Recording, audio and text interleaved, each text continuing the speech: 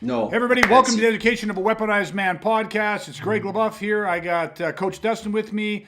Coach Brad is here as well. We're just going to get him into the room. There he is. Look at him. Bright smiley faces, eh? These guys were prompt and on time. Don't let them tell you any different.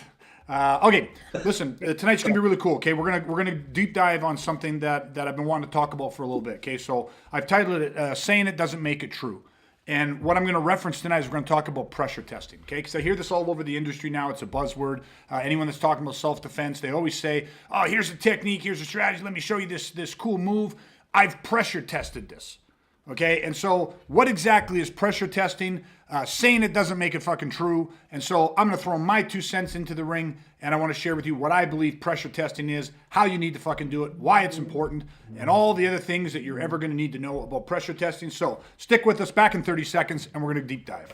Myself and my family from violent criminal. All right, everybody. Okay, we're back. And I said, saying it doesn't make it true, right?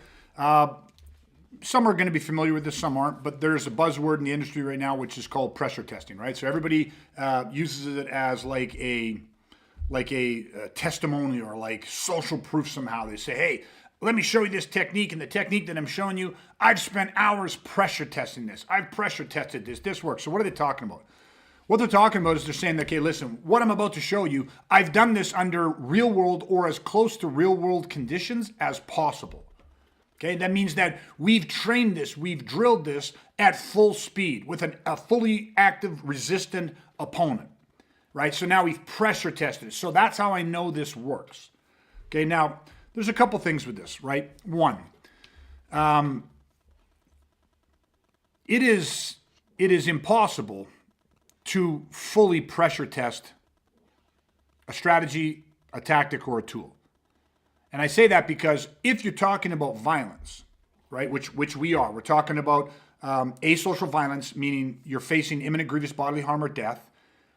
How do you replicate those exact conditions? Well, you can't, right? Because in one scenario, in the real world scenario, somebody's trying to fucking murder you. So you can't come back into a training center or a training scenario or situation and have that guy actually trying to murder you, which is different. I think most people understand, right? It's fucking different. Now, if you step outside that and say, hey, we can pressure test strategies, tactics, and tools that we use in martial art tournaments, or that we use in ring fighting or cage fighting or point fighting or whatever you want, yeah, you can get a lot, you can do it because nobody's trying to murder you. So you can have a 100% active resistant opponent and say, hey, does this throw work? Can I throw the guy? Can I pin the guy? Can I armbar the guy? Can I submit the guy? Can I punch the guy? Can I, whatever the fuck it is. So when you come into talking about violence, it's different.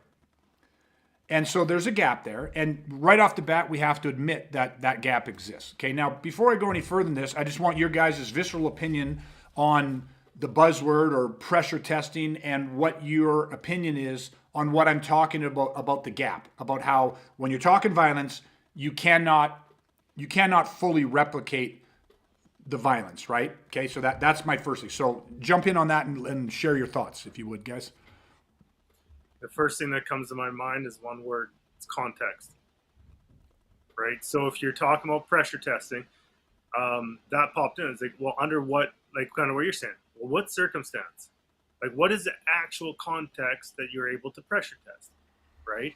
Because you're right, there is that gap. So that was the one thing. The other thing that popped in my head is from when we did a podcast talking about training methods. We talked about rules. Well, what rules were also in that pressure test? Because there had to have been some. Do you know what I mean? So it's like the context and with a little bit of the rules, it's like, well, what did that environment actually look like to be pressure tested, right? Because we all heard say, well, a guy grabs you like this, do this. Oh, I did that under that pressure that somebody grabbed me, so I did this. It's like, well, where's the all? Let's take the big picture into account. So I just think that this really got to identify the context of what that pressure test actually looks like, because there is that gap there for sure. 100%, I agree with that. Okay, perfect. Dustin? Yeah. I mean, Brad pretty much took the words out of my mouth. It would have come at it slightly different. Well, tell me not really back. In the sense of like, when people right away start talking about pressure, first thing that hit me was rules, just like Brad. Like you said it, you're like, oh yeah, people pressure test this and that. And I'm like, oh yeah. And how many rules did you give that other guy before he pressure tested you? So literally rules was like my number one kind of visceral reaction to it, because so many times when you see those videos online and social media, you can just tell like the guy's either not trying very hard, or people are waiting their turn to assault the person doing the demonstration. And like clearly there's all these rules and the environment is sterile, and on and on and on and on. And then the other one was I think when you talk about the word pressure, like Brad said again, you kind of have to define it. Like, what do you mean by pressure? And I think it's no different than how we always are trying to define the word violence. We say all the time, violence is not the art of fighting or than the sport of competition. And I think it's the same thing with pressure. When you say pressure, it doesn't just mean like, oh yeah, we're going to stand in a certain room and we're going to have more than the normal one opponent. And you know what I mean? Like it's, again, they make it so sterile when they do it. And it's like, how do you actually define pressure? And I think that's a large part of this. Like until you define pressure, you can't even hardly talk about what a pressure test is. Okay, great points. I agree with all the points. And so let's peel back a little bit, right? Because you talk about context and you talk about rules, and then and talking about defining what is pressure, right? So that's again kind of comes back to the context. One of the words that I'd put in that you guys are using rules, like what are the rules / what are the conditions? What are the parameters, right? And people would sit there and say, listen, in any scientific test, like you're doing a scientific test, you're going to have parameters, rules, conditions, is it a blind test, all this type of stuff. So listen, these elements and these ingredients matter. But this is kind of where I take exception to it, because I think that what would be really good for this conversation is that if we can all agree upon the fact that when you talk about pressure testing something, there's going to be a sliding scale. Okay, now we've already established for our purposes that the highest level on that scale, the most extreme, is a life and death violent altercation. Well, we cannot fully simulate that. Like we can't recreate that, because if you did, then it is an attempted murder. Something's happening. Now, and then the bottom of it is that you can dumb it down. You can throttle it back a little bit. So I agree that there are, lower level, air quotes here, lower level pressure tests that are going to have more stringent rules or conditions, where you are going to narrow in the context of this pressure test. Because you might say, well, listen, I'm really trying to pressure test one specific thing. And maybe that's a knife defense. And that just comes to mind because I see people talk about this lots. And a guy, when he tries to stab me with like what we consider to be an angle 5, like a straight thrust to my stomach. And, I want to pressure test if I can I grab the hand, or is it better for me to redirect or deflect the hand? So they're trying to just reveal a truth about this very specific thing. Well, to me, I wouldn't directly call that a pressure test, right? But I, like, again, if you're talking on a sliding scale, I would call that a drill. Now, drills can be very intense. Like you can have a very intense, you can run a drill at a full contact level. You can run a drill at a active, like full active resistor level. But to me, that's a drill. And a drill, to me, it just makes sense that like, I'm drilling something to test the applicability of a theory, of I have a hypothesis, or this is what I was taught. I'm testing that. I wouldn't call that a pressure test. I would just say that's a drill. And we're going to drill it at speed.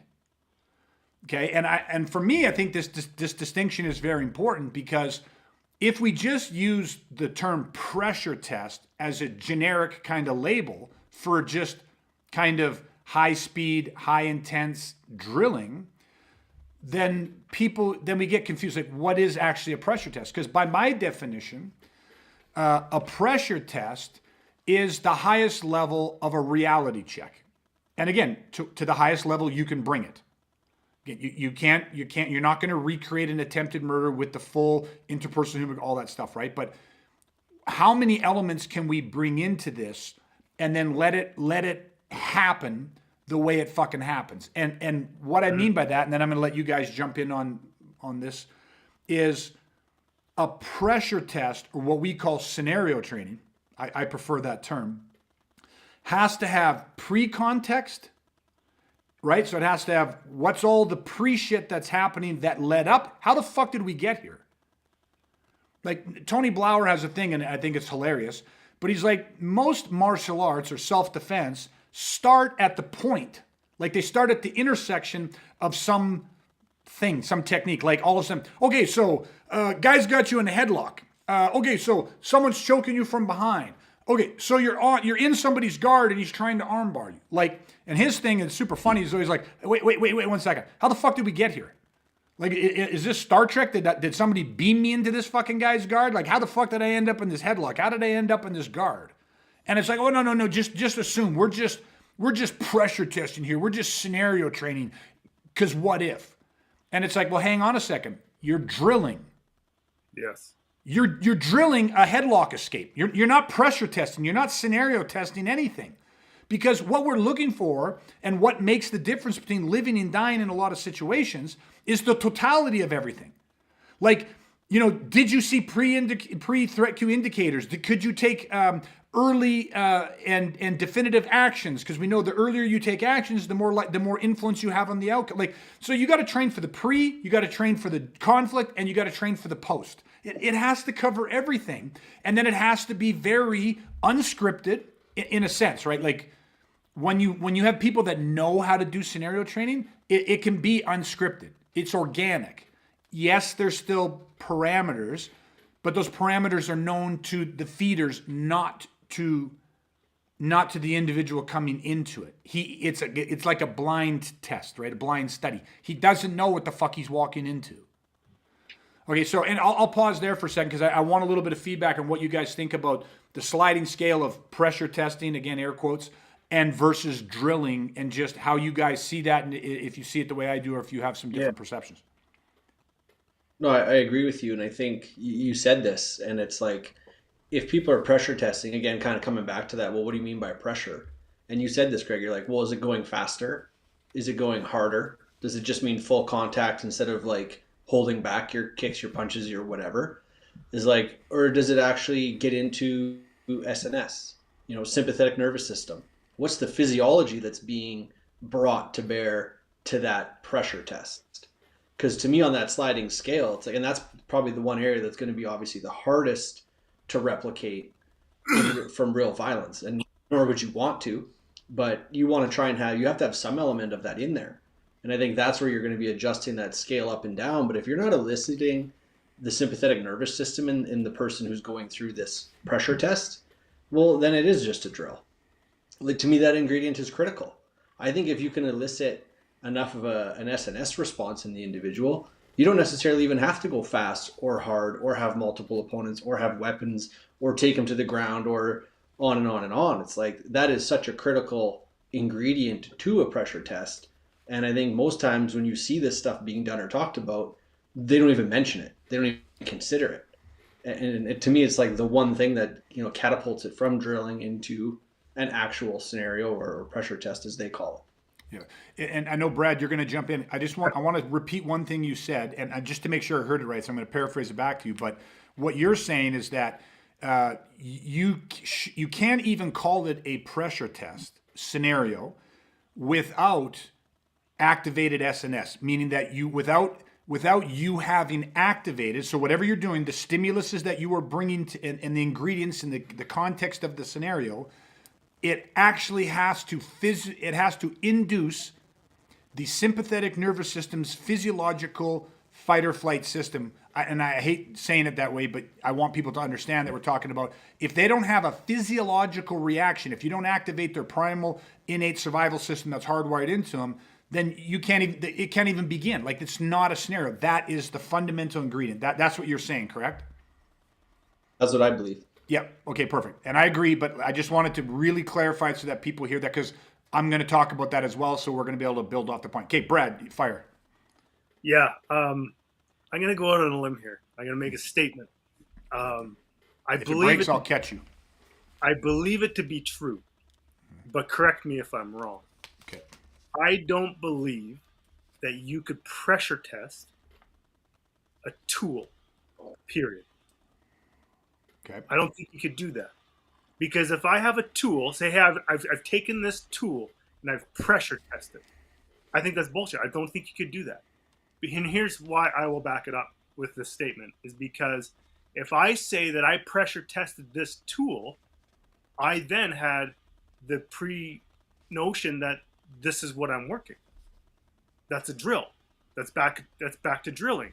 Because I knew that this is the tool that I'm trying to pressure test. Right? So I don't think that you could do it because you're missing the elements that Dustin talked about. The scenario elements, the sympathetic nervous system response. So I don't think that you could pressure test a tool alone. Now, what I do think you could pressure test is strategy and tactics. Now, if that tool that you pressure test happened to come out in strategy and tactics, unplanned because of the stimulus, it just demanded it, sure. But this pressure test a tool alone, I don't think it's possible. You have to pressure test strategy and tactics, and that's where a scenario environment allows you to do that. So I'm throwing it out there. Correct me if I'm wrong. Okay. No, I really like it. Actually, it really made me think about this. And actually, where I thought you were, because the second you made the statement, my brain started to try to figure out what angle you were going to come out with it for that to be true. And I actually really like the angle you came out with. So actually, and then I had something else that popped in my head that I think is a part of that. So let me try to say this. Like your statement of saying that I don't believe you can pressure test a tool because if you have pre-knowledge, so you say, oh, I'm going to do my knife defense, like a knife block to a stab. We don't like to block. Anyways, point is. And that guy has to feed you that. So you already know that that's coming. 100%. So you already know he's going to do that. So now the pre-knowledge and that primed state of going, okay, now I'm putting my hands and my arms and my feet, my weight distribution, I'm putting it all into an optimal position because I have the pre-knowledge that you're going to stab the angle 5 at my stomach. Now, I don't know when you're going to stab. I don't know how fast you're going to stab or how many times you're going to stab. So there is still some uncertainty. But you're saying that primed pre-knowledge, it falsifies the test. 100%. That's kind of what you're talking, right? Okay, good. I agree with that. I can see totally where you're coming at. And now if I flip real quick to the devil's advocate, the only thing that I could see that people would go, well, no, but you're missing the point. The point is that you're developing and practicing the implementation of that tool so that if and when out of the blue this happens, unbeknownst to you, you've developed the muscle memory, you've developed the reflexes, you've developed the stuff. And that's where I'd see where, okay, maybe that's their counter argument. But I lean more towards exactly what you're saying. If we just look at this and say, listen, yes, you do that for those reasons, but it's a drill, not a pressure test. Yeah. And here's the thought that came into my head that builds upon your argument too. If I do that, so so Dustin's going to grabs the knife. He's going to stab me. Again, I don't know exactly when he's about to stab, but he's standing in front of me, knife in his hand. He's going to stab at my stomach. I don't know when he's about to do it. I don't know how many times, how fast, how deep, how all that stuff, how much. I just know that he's going to do it. And I preload, I prep, I prime. Or even if I go completely relaxed, like, I don't know what's going on, but the reality is I do know what's going on. When he does his stab at whatever speed, in whatever timing, however he does it, the other thing that influences the results of whether or not this technique works is my own attributes, is it not? Like, is it not all of a sudden now it's like, well, maybe I was fast enough. Maybe I've got really good fast twitch muscle fiber. Maybe my perceptual speed is better. Maybe my peripheral acuity is sharper. Maybe, you know what I mean? Like, I have different arm reach and stuff. So in this pressure testing / drill type setting, I could do this and I could come out with a positive for me, but could that not then be a false positive for Brad?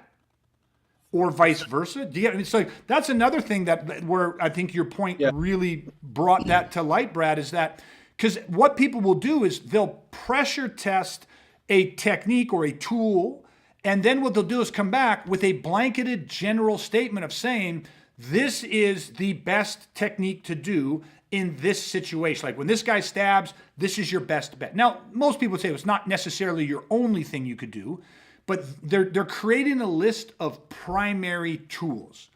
But you all of a sudden are neglecting the individual, and you're neglecting the physiology, the human condition, as well as all of the elements, the totality of like the pre-context, the actual context, the fight, and then the post. So does that kind of sit well with what your thought was?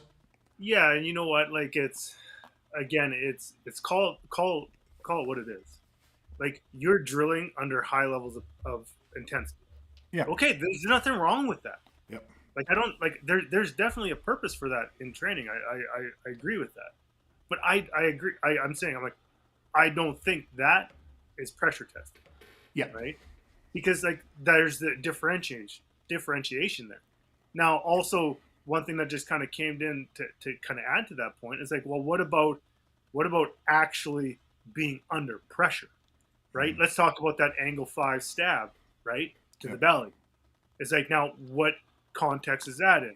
Is that guy coming at you swinging that knife like a wild man, and then that angle 5 comes in? Or is it like, okay, hit that angle 5, I don't know when it's coming, but we're in this range, stab me as quickly and hard as you can, is way different than a guy taking up pressure, which we know because we've been on that receiving end of that pressure. It's a game changer, right? Yep. So it's just there's so many variables to this whole pressure test thing that got me fired up tonight, boys. Yeah, which is why I wanted to talk about it. To me, like everything you guys are saying, like the thing that just keeps coming back into my head is like none of that. Like whether you're saying like Brad, like it's a tool or what you just described, Greg, is like that's just a physical test. Like you said, like you're negating the person because you're trying to pass off this tool as I physically was able to do this, therefore this tool is great. It's like, well, you didn't test the tool, you tested the person using that tool. Yes. So of course it's not applicable to other people.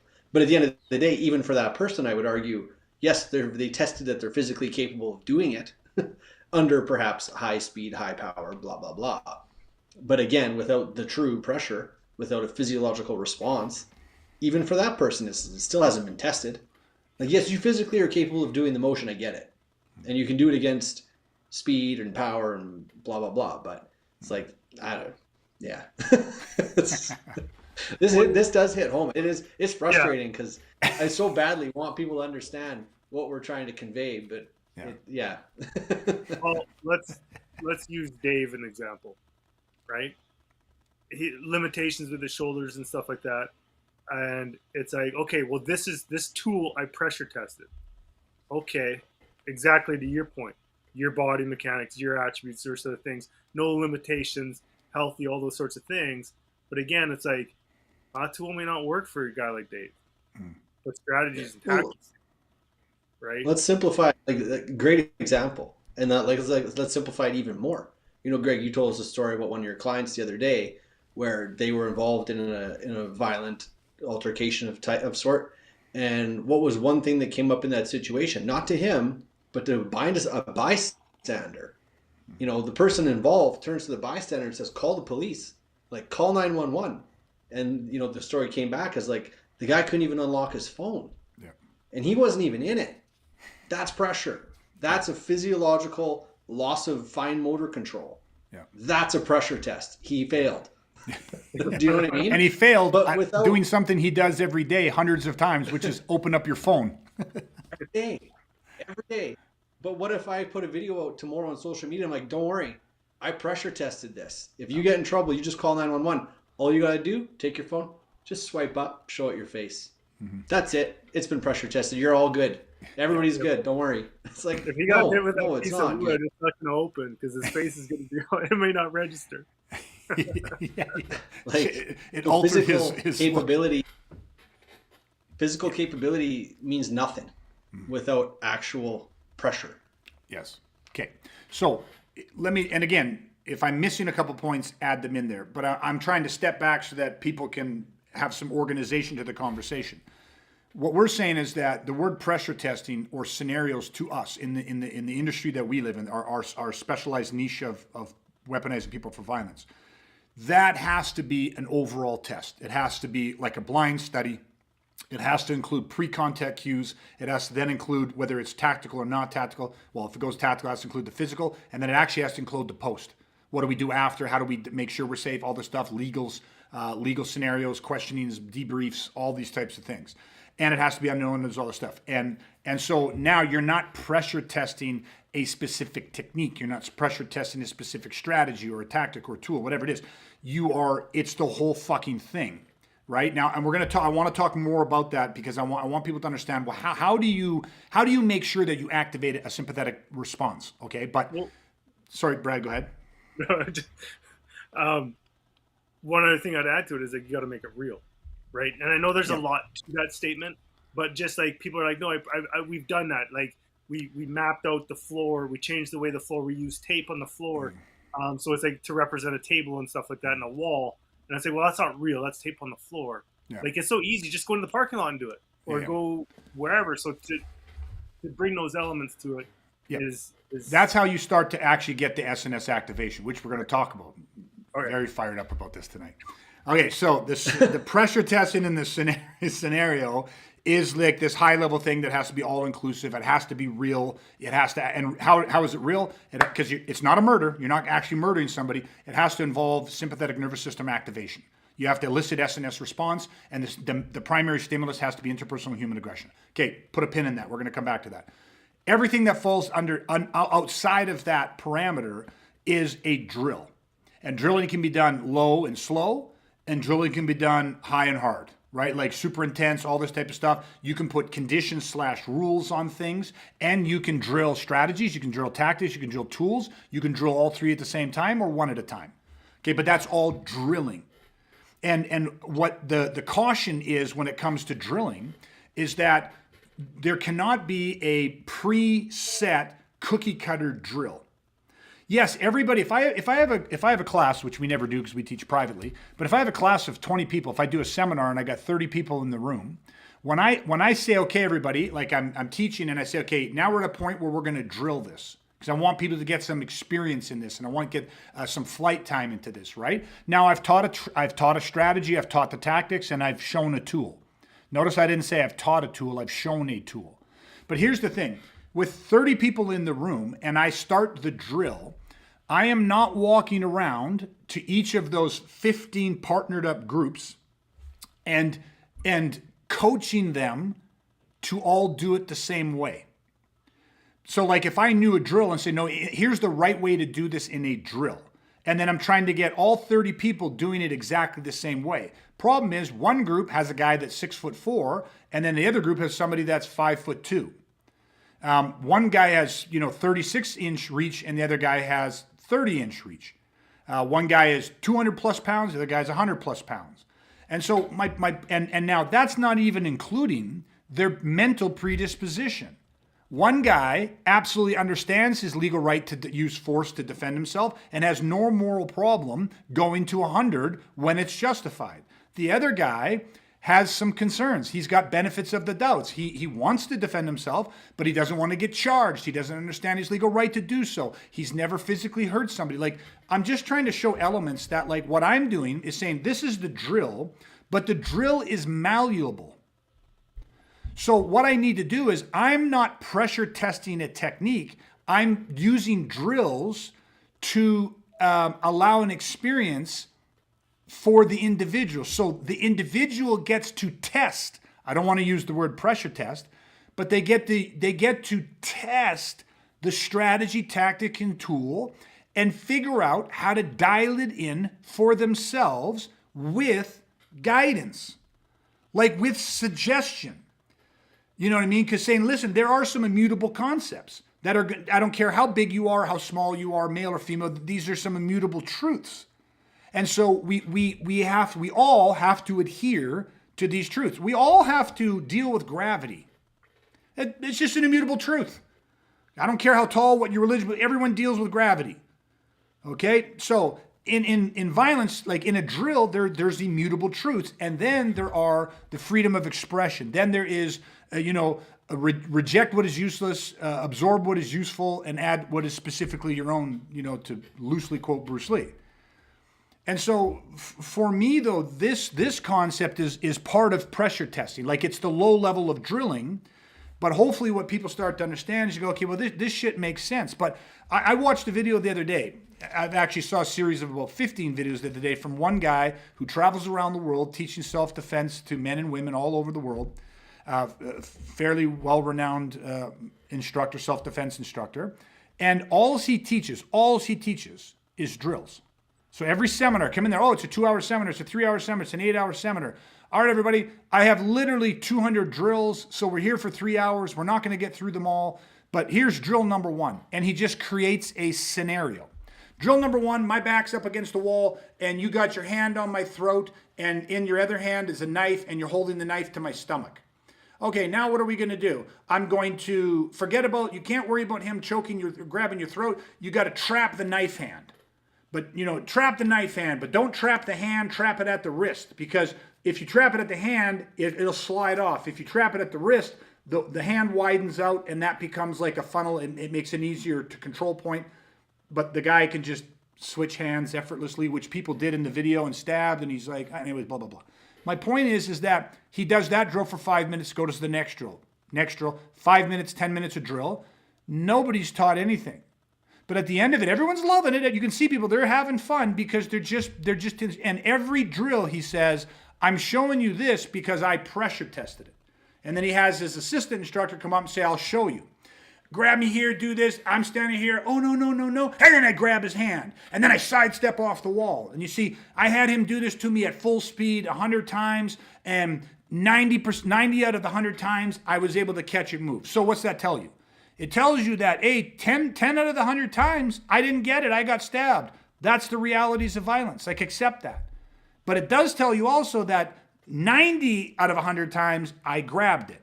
Meaning that it's a very high value, very probable technique. It's been pressure tested. And so now everybody's practicing this. And that's what got me on this thing of like, holy Christ, like, that's not pressure testing. It's such a singular, it's a very narrow scientific study on very narrow specific things. And you're going, I've pressure tested this, meaning this has been tested and is approved, stamped, battle ready. And it's like, holy fuck. What type of violence have you been in? Have you even seen a violent assault? Because you're trying to freeze frame a microsecond out of a live fucking chaotic thing and then teach, and then you create this drill and everybody does the drill the same way. And it's like, you cannot cookie cutter self-defense like that. You have to teach. That's why we're always teach off strategies, teach off attributes. And everybody's attributes are different and strategies are malleable. They adapt to the individual you're teaching. So is that a lot more work? Does that take a lot more personal attention and more time? Yes. So you can't do that when you got a group of 30 people, 50 people, 80 people, 100 people. No, you can't. But that's why Mike Tyson didn't learn to box in a group class. You get what I mean? No professional athletes don't. They don't do, not in combative sports, they don't train like that. Well, I mean, if you look at that guy doing drill after drill after drill, again, going back to what I mentioned earlier from your other story, the guy who can't open his cell phone under SNS. How is that guy who can't control his own sympathetic nervous system because he's never been talked to, how is that guy going to reproduce any of that? I don't care if it was one seminar or 1,000 seminars. If you've never been taught about SNS, you're done. Yeah. Like, that's simple. Yeah. 100%. Yeah. One of our core 4 tenets that have to be taught is control, your inner control box. If you can regulate yourself, you win. If you can't, you lose. I don't care, because everything's inaccessible. I don't care what techniques, strategies, tactics I don't care how good you are. I don't care what your attributes are. If when you lose physiological control, everything shuts down. It's just like you got the greatest car in the world, and all of a sudden, a nuclear bomb goes off and wipes out your entire electrical system. Like your car, like nothing works. Like, you got that EMT pulse goes out and fucking everything goes dead. You're fucked. That's what happens when you lose control. You go condition black. And that's what we're talking about the SNS The sympathetic nervous system activation is the mandate. It is the foundation of all pressure testing or scenario training. And I believe that the highest level of that is not creating a physiological reaction and then testing them on a scoped in view of one thing. Because a lot of guys will say, well, no, what we do is we get our guys to do sprints and run up and down stairs and do, sandbag carries until they're fucking so exhausted they can barely stand. And then we attack them. Then we do the stab drill. And they say that's recreating the physiological response of combat stress. And it's like, it's mimicking some of those qualities, but it is so far away from activating a true sympathetic response. We know that SNS activation is very different than physical activation. Now, the physical exhaustion is good. Like it absolutely can be a part of it because it does mimic some of the physiological response. Just like vasoconstriction, when the blood is no longer pumping to your arms, to your hands, to your feet.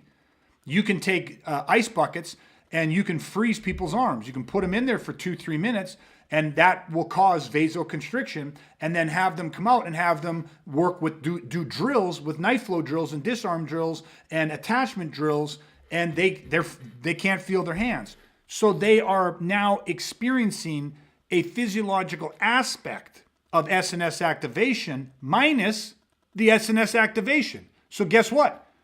You're still not pressure testing it because they're not actually scared. Remember, SNS activates when there's a threat. What's that? I was just going to say, the people in those situations are completely dismissing all the neurotransmitters in your body that are being dumped or not dumped, all because of what you're experiencing mentally. Do you know what I mean? 100%. You can't. It's just so different. Like it's, yeah. There's two ways, and so here's what I want to be real clear in this. Doing what I just said, putting your hands in ice buckets or your arms in an ice bath and causing vasoconstriction. Put your whole fucking body in an ice bath and then jump out. And then practice your then drill. Because you're learning to do things and you're learning to work through the lack of feeling in your limbs, which is like for a lot of people, it's imagine shooting and reloading and working your radio and knife work and, close quarter and finer, more high complex motor functions. It is a beautiful thing. You should do this. We do a lot of that stuff, but it's a drill. I don't sit there and go, hey guys, we just pressure tested this. Just like, we use and have done in the past, we use sensory things like take away someone's vision.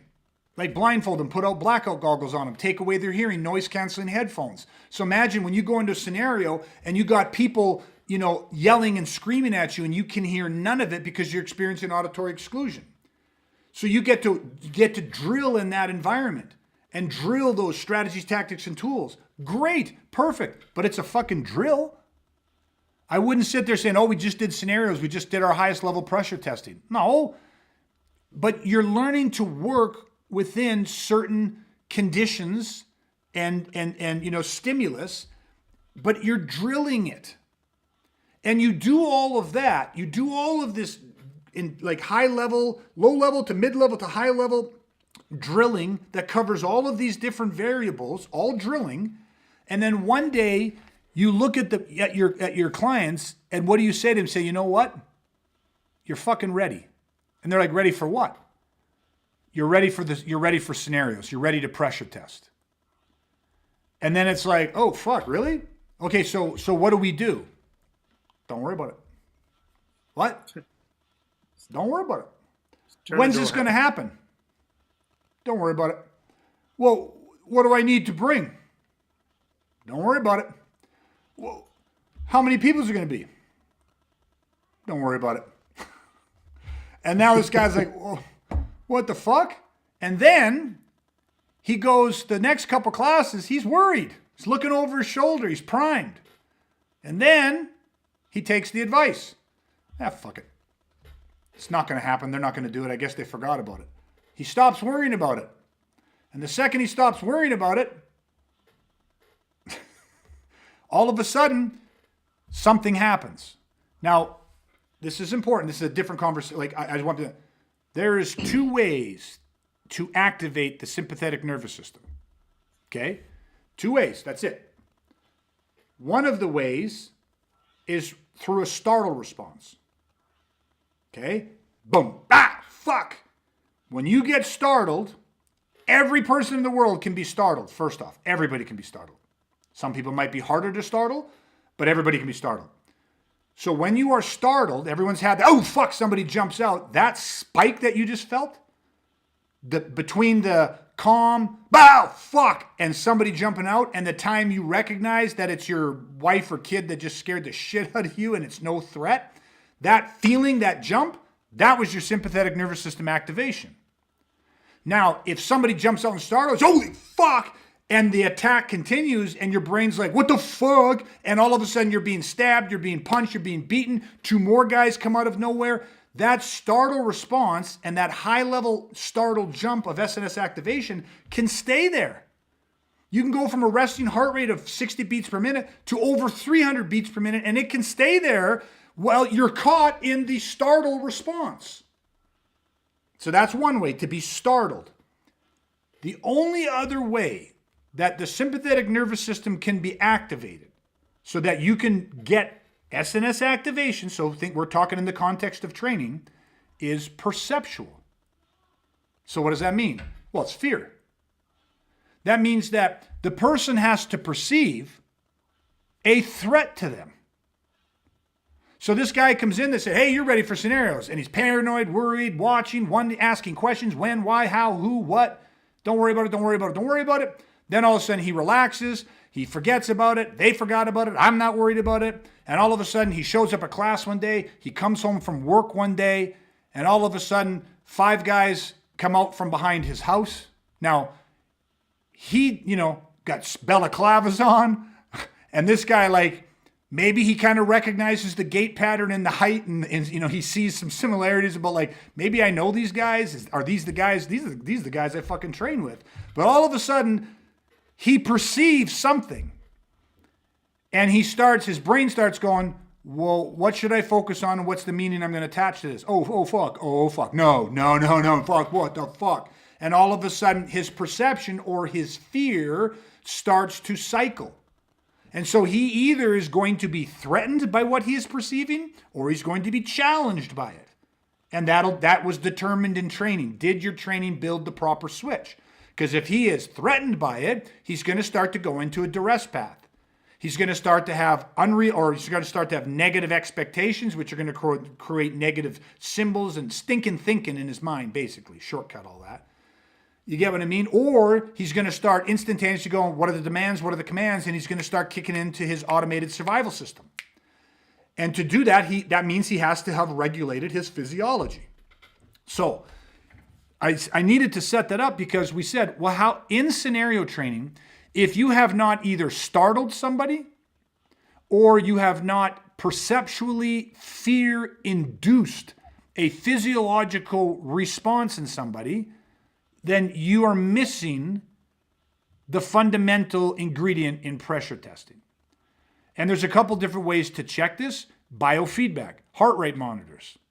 You can test blood pressure levels. You can heart rate monitors. You can get biofeedback. You can get systems now that you can strap bands around their fucking head, and you can have you can check brain activity. What states are they in and zones are they in and all this type of shit. And you wouldn't do that with everybody, but you would do that as you test out certain things to go, okay, I know these ingredients and elicit these responses in people. So the idea is that, again, and now, how can you startle somebody and how can you perceptually induce fear in them? The number one and biggest ingredient that I believe has to be there is interpersonal human aggression. Not like element of surprise. I hid and then boom, and I jumped out. That'll startle the guy. But when you hide and then jump out with malice and violence and aggression and hatred emanating out of your pores, that's interpersonal human aggression. Now, we started this whole thing off by saying, you already told us and admitted that you cannot recreate full-scale attempted murder. You can't do it. And that's true, you can't do it. So what's the next level under that? What's under what? How do we do this? What's underneath that desire to destroy and murder? Well, I think it is that interpersonal human aggression, because that's Well, what is that? How do we define? How do you get that?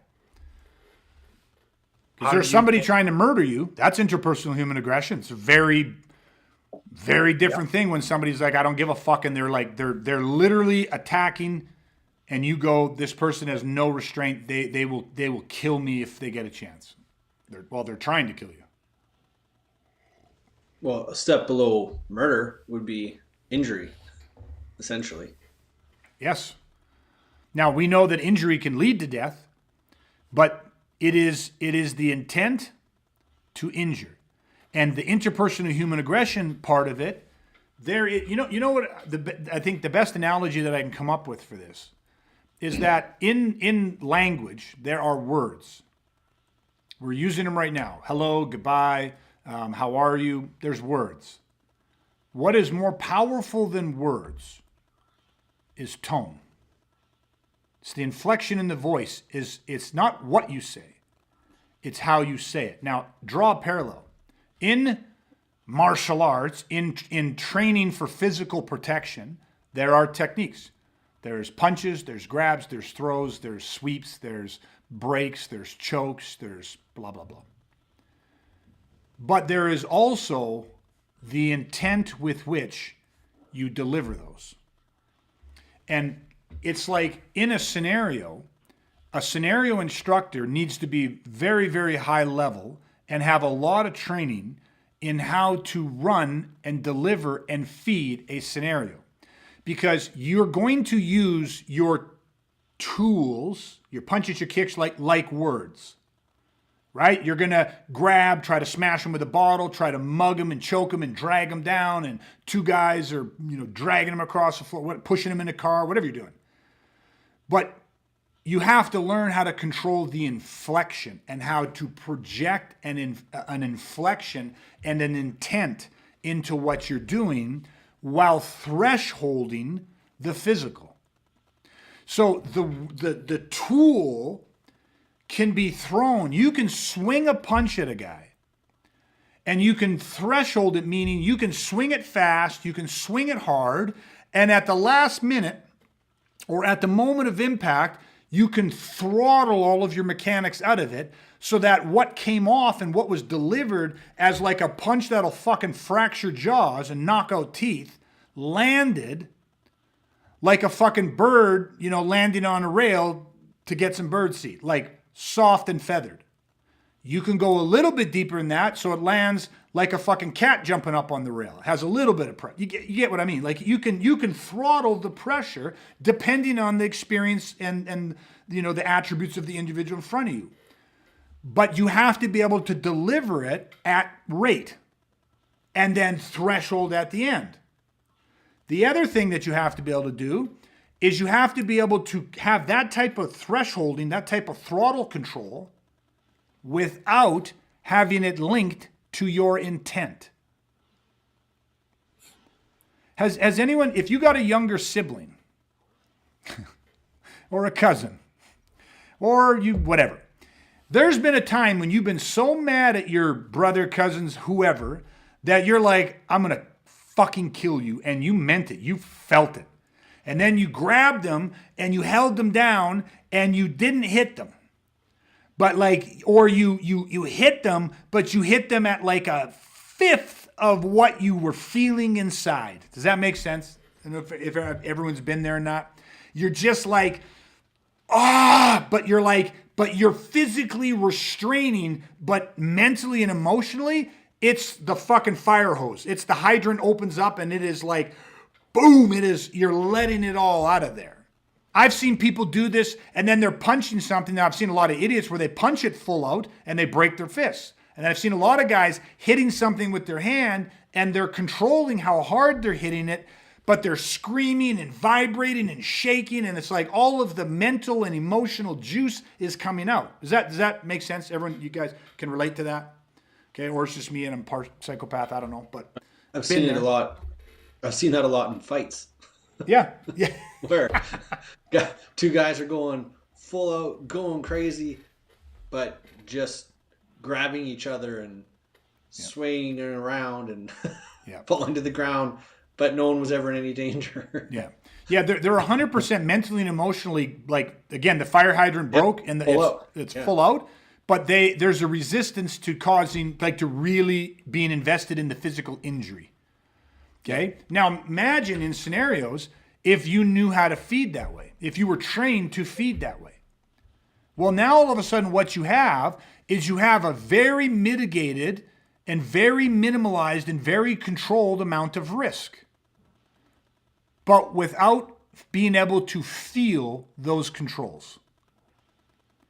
You get what I mean? The guy in the scenario, because what do you feel in a scenario? And maybe this will be shocking to people, right? But over 20 years of running like high level scenarios and like hundreds and hundreds of scenarios, you don't feel the punch. You don't feel the stick to the body or the stabs or the, like, I mean, you feel it a little bit. But for me, I'll just say it for me, and you guys can tell me whether you agree or not. What you feel is you feel the hatred.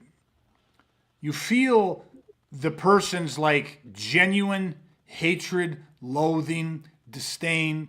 You feel their debasing and dehumanizing intent towards you. You feel their desire to want to fucking destroy you. You feel the look that's coming off them where you're like, they're like, it's like you don't see me as a human being. You see me as something below that. You know what I mean? Like, and that part is what activates the sympathetic nervous system to the highest level. Listen, nobody's afraid of being punched. I believe that. Brad made a bold statement about how he doesn't believe you can pressure test a tool, and I agree with him. I believe like nobody's afraid of getting punched in the face. Nobody's afraid of being kicked. Nobody's afraid of being armbarred or choked. Nobody's afraid of any of that stuff. What we're afraid of is we're afraid of the feelings that somebody has that would make them want to do that to us. That's what terrifies us. To be debased and dehumanized to the point that someone could kill us by a member of our own species, somebody who's like us, who we can identify with, that is absolutely fucking terrifying. It's unnerving. That is what causes... You get what I mean? You go out in the wild and you see a fucking bear and the bear's charging you. You know, you can sit there and say, oh, I'm scared of being bit. Not really. What you're feeling is the bear's intent and you're terrified of dying. You get like it's deeper than just the bear's claw. We cannot emotionally disconnect and just go, well, the 4-inch claw is serrated across my face and cut this vein and disfigured this and just, we can have a lot of feelings about that after it, all that shit, but you know what I mean? It's like, I don't know if that resonates with people. That's not the fear. And being in scenarios, like how many guys went to teach scenarios and they go say, you know when it got easy? When I got punched. I like it better if I just walked in there and you guys just punched me in the fucking mouth. I'd rather you just hit me over the head with that fucking stick and let's just get after it, because that's the easiest part. Why is that? Because we're like, nobody wants that. I'm not saying there's no fear, but the fear of that is not even in the top 10. What they always say, no, it's walking in there and it's this fucking energy that's around. We've had people just walk into a scenario, open a door to a scenario and walk right the fuck out and be like, no way, not a chance in fucking hell. It's like, why? There was no even threat directed at you. Is the fucking energy. It's like my stomach was turned. I thought I was going to fucking throw up. And if you've ever been around somebody who's lost their shit and hurting people, you'll get exactly what I'm talking about. It's not what they were doing, it's how they were doing it. It's not what they're saying, it's how they're saying it. That, you know, that's the analogy that I wanted to cross over with that. Well, I know all three of us have had this, and as of the other guys who have helped us feed over the years, but we've all had times where people come up to you at the end of the day when scenarios are done and kind of just off to the side be like, hey, like, you know, Greg, like, we're okay, right? And you're like, yeah, man, of course we are. Like, that was great. You did awesome today. Like, but that's how good you get at feeding it and delivering what you're talking about. Where even when it's all said and done, they're still not sure, like, did I do something to offend you? Like, do you not like me? And it's like, no, like, that was all done with purpose, like, and precision, and it was done by design. Like, yeah. What's that? So that's when you pat yourself on the back and say, I did a good job. Yeah. Well, exactly. Yeah. Because here's the thing too, right? Like, we couldn't have fed you that way if we didn't like you. It's like, Yeah. like you got to reframe it for people and be, listen, you understand something, right? Like, I'm here to help. Like you said it the best, Dustin, in one of your quotes when we were having a conversation that I use in a lot of my ads. But it's like, you know, your greatest thing is like, I don't want some fucking piece of shit to take me away from my family. Like, they don't get to decide that. Like, that's an emotional, that's a why for you. That's a core thing. And you're like, all of these other guys that I'm here training with, all of these guys are here to help me make sure that that never fucking happens.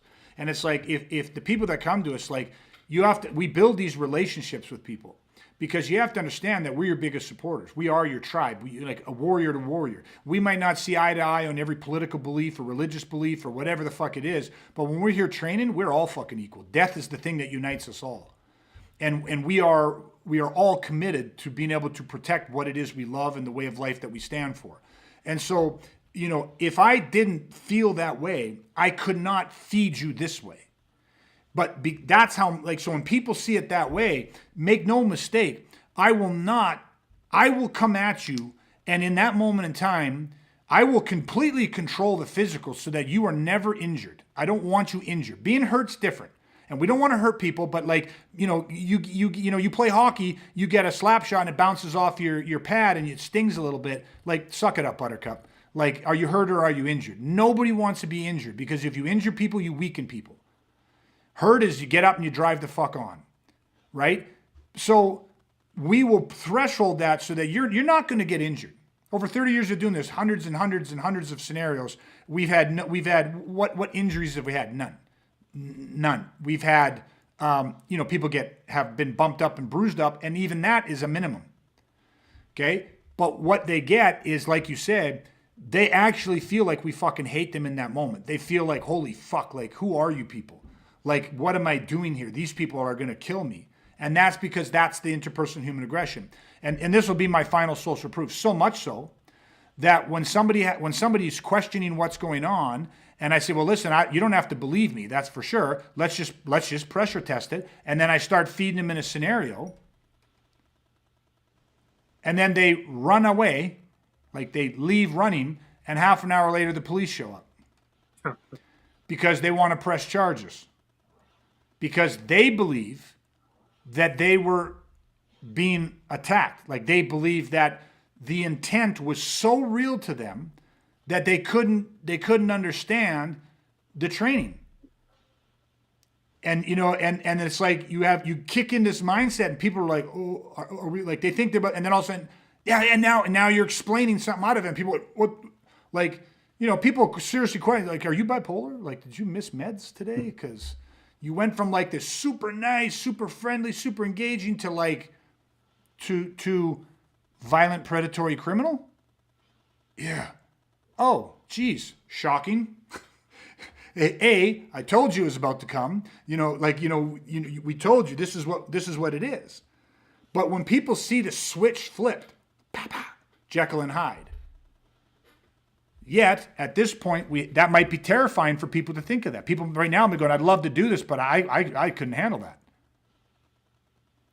I have a guy that I'm talking to right now that, through text message, has said to me, this is a guy that works. He works hard for his family. His wife is unable to work right now. This guy's working hard. He's a fucking straight up provider, like a honorable guy, just a really fucking good guy.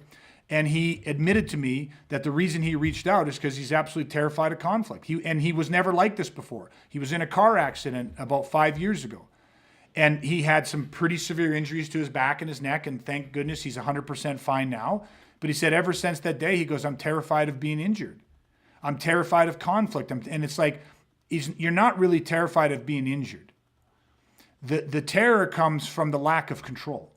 When you're in a car accident and you had no control, and then these injuries happen, but it's not the physical injuries. And I know that with 1,000% certainty because the physical part is the easiest thing to get over. But it's the trauma of having gone through the impending accident, the inability to control it or stop it or prevent it. And now all of a sudden there's this fear of like, well, shit just happens sometimes that I can't control.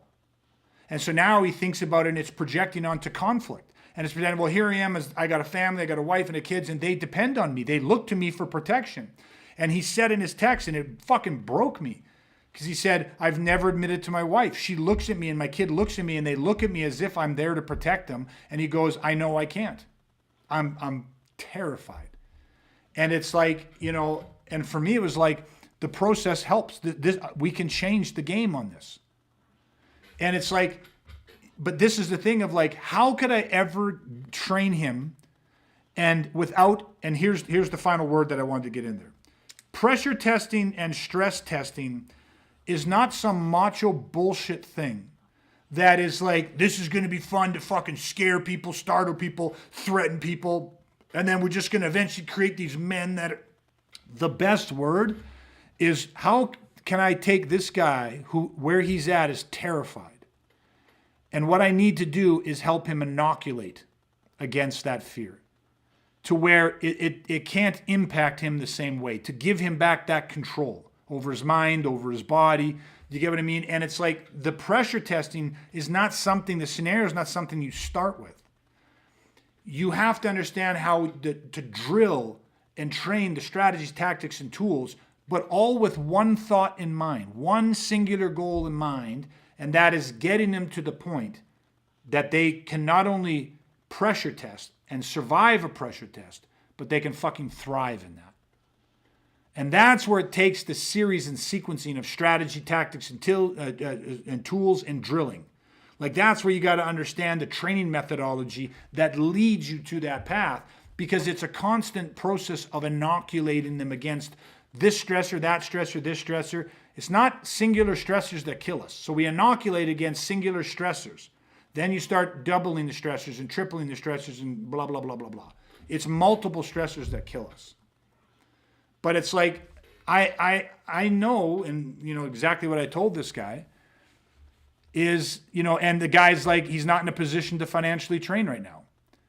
And that's unacceptable, because the honesty and the fear that he's living with is, this is not about money. And it's like, so, I mean, like I told him, I will train you for free, because no man should have to live in fear. And the fear that he has isn't even real. It's not the fear of being hit and hurt and punched and kicked. It's the fear of you have no control, that you are going to fail and let down your wife and your daughter. People, you know, interviewed warriors and going onto a battlefield, and everybody thought that the number one fear would be a fear of injury or death, and it didn't even make the top 10. Their greatest fear of warriors going into battle was letting down the man or the woman or the man to the left or the right of them. Not their own personal. It is a fear. Didn't even make the top 10.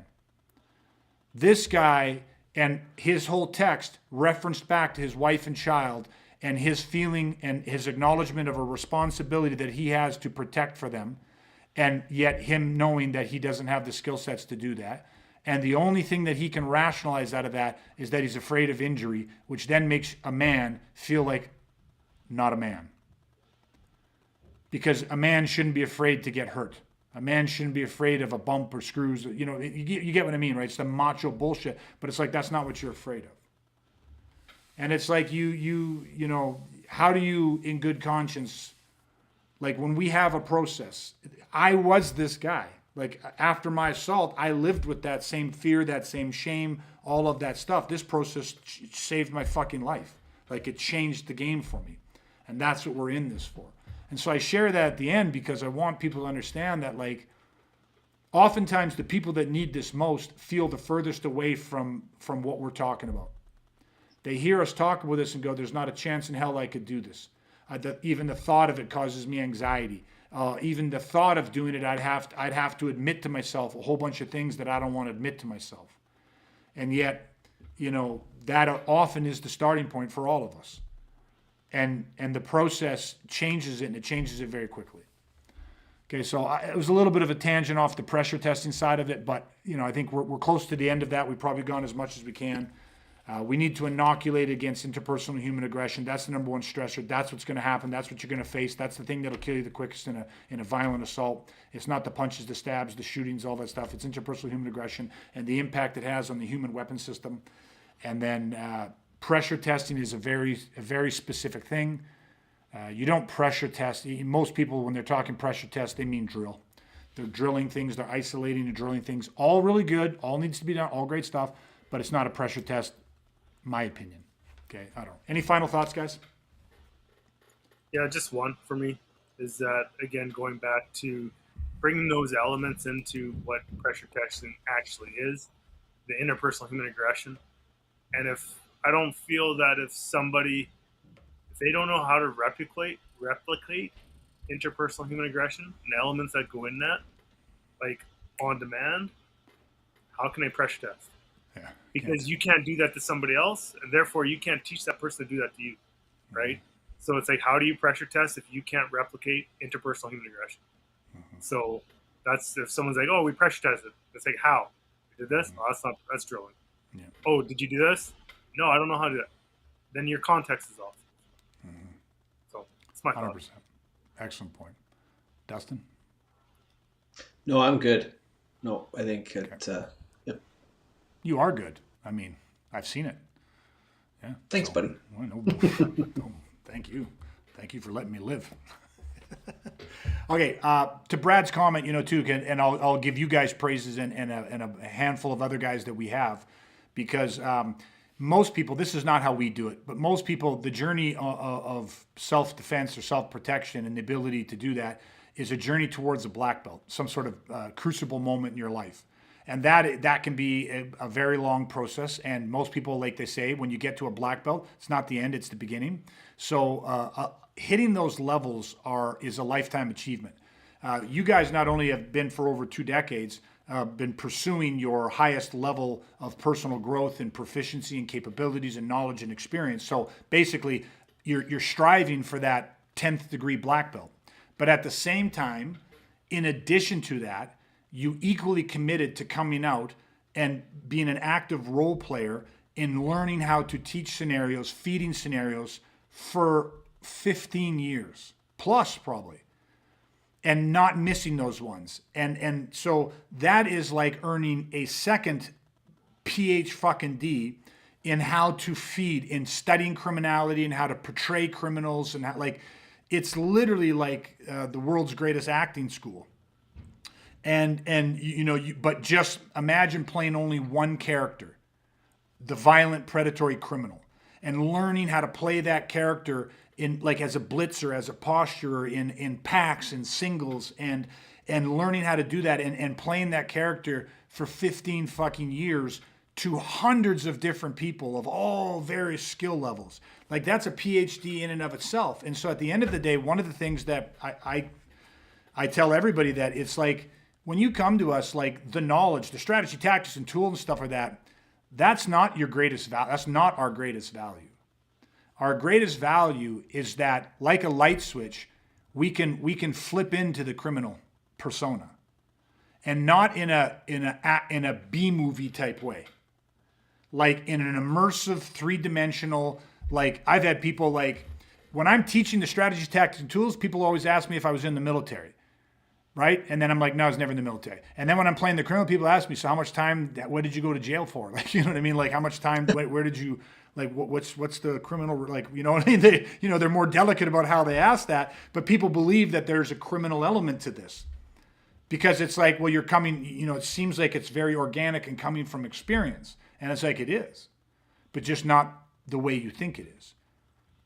So that part is huge, to have a coach that has that. That's what you need. Because like you said, if you don't have it, you can't feed it.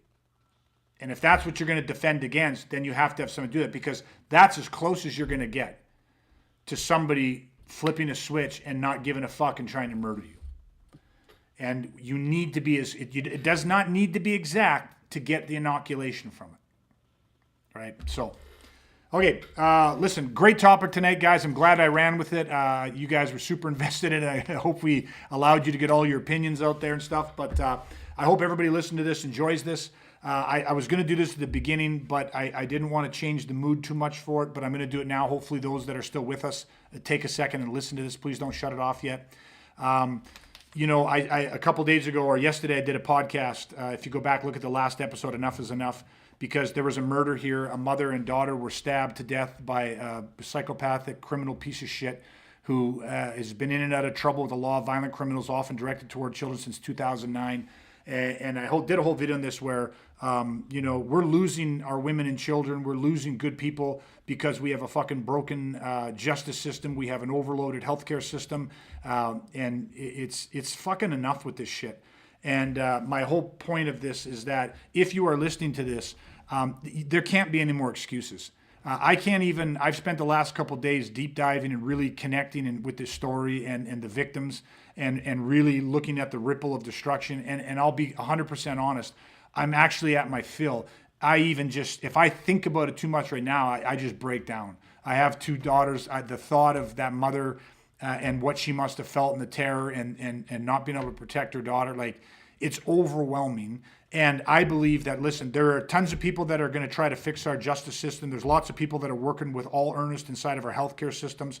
There are good people out there we need the gap. The gap is we had 12 people phone into 911 to report the brutal murder of a woman, a mother and a child. And we had nobody step in. There was nobody that moved towards the sound of danger. And it's got, at some point, people just got to get fed up. And it is enough.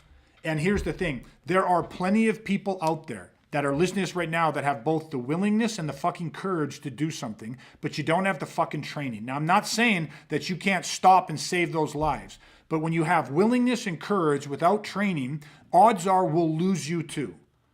Right? You might save life, but if you sacrifice your life, if it comes down to it, we're willing to do that. But if you've got the courage, the willingness, and the fucking training, you can move towards the sound of violence and fucking not just survive it, but fucking thrive in it, save lives, come home, and continue to be a protector for your family, for your fucking neighbors, in your community, and in your city. Like, it's just, like, people should be fucking pissed off and outraged that this happened. Like, a single mother with 2 daughters, both those are dead. 1 young child left, no fucking mother, who witnessed the brutal murder. Like, it's fucking done. I want everybody to take a look. Tomorrow morning, I get out in my neighborhood every morning, get my kids ready to school, and I see nothing but young kids making their way to school under the age of 13. Most of them without parents. Siblings, older siblings, and if something happened, if some piece of shit in my neighborhood fucking walked in my neighborhood and tried to take one of those kids' lives, you picked the wrong fucking neighborhood. And that's not that hard to do. But it can't just be the willingness and the courage, and it can't just be fucking lip service. You don't say this from a place of fucking wanting to be some fucking hero. That's such fucking bullshit. It comes from a place of wanting to fucking save someone's life, making a fucking difference. But that's the gap. Lots will report it, lots will fucking videotape it, lots more will fucking ignore it and pretend it didn't happen and blame everybody else and cry and drop flowers and light candles. And it's all good, but we need more fucking people to fucking weaponize, and we need more men to weaponize. Women too, women should know how to do it 100%, but we train men. And so my call to action is on men. If you're listening to this and you have never done any training, you're not as tough as you fucking think you are. And if you are that tough, then get some training and sharpen the edge even fucking more so that you can save more lives. You can do it with less effort. And if you're terrified and you're scared, too fucking bad. Suck it up and fucking do something. Take a fucking course. Do it with us, do it with someone else. I don't give a fuck.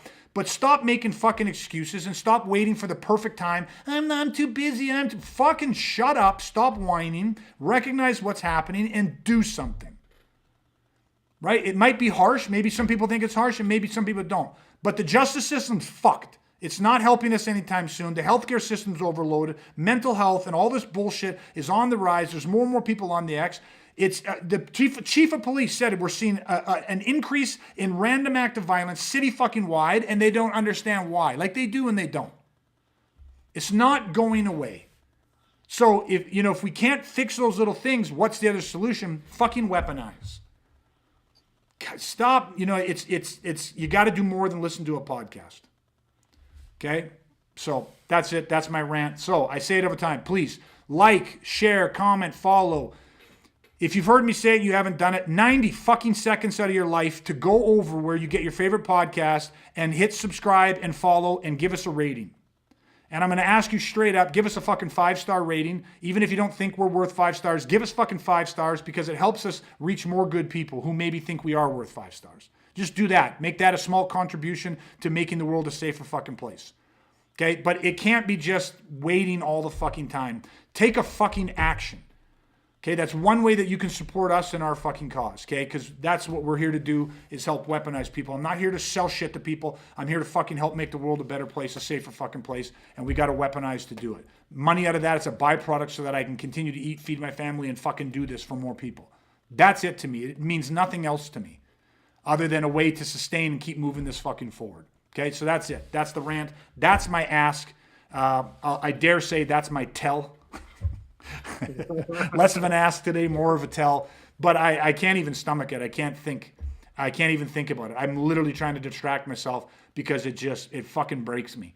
It angers me, it breaks me, and everyone should feel the same way. And enough is enough. Say it to yourself, enough is enough. Fuck it, let's do something about it, okay? So that's it. Dustin, Brad, thank you guys as usual for your contributions, your time, your energy. I deeply appreciate it. We are moving the pendulum as slowly and positive as we can, but it is moving, so we're going to keep up the good work. So thank you guys. Couldn't do it without you.